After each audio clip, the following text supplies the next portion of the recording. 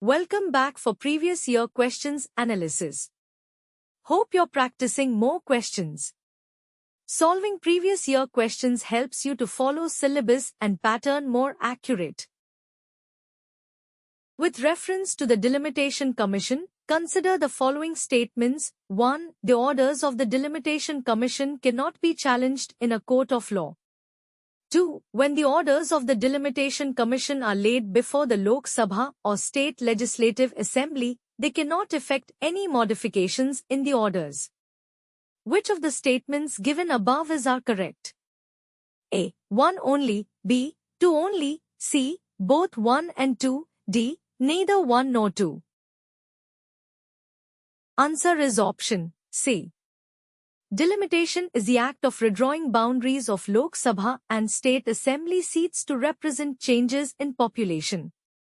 In this process, the number of seats allocated to different states in Lok Sabha and the total number seats in a legislative assembly may also change.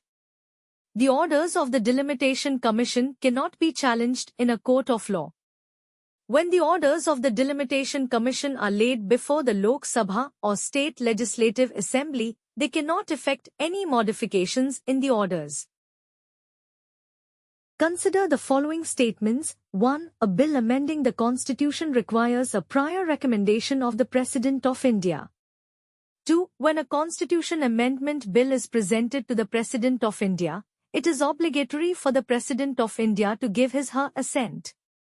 3. A Constitution Amendment Bill must be passed by both the Lok Sabha and Rajya Sabha by a special majority and there is no provision for joint sitting.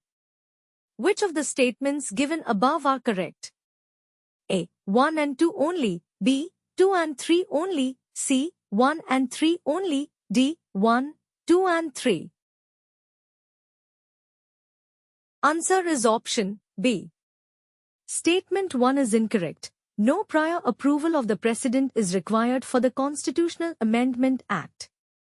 Statement 2 is correct. It is obligatory for the President to give his assent when a constitutional amendment bill is presented before him. The President cannot exercise any veto power regarding the Constitutional Amendment Bill.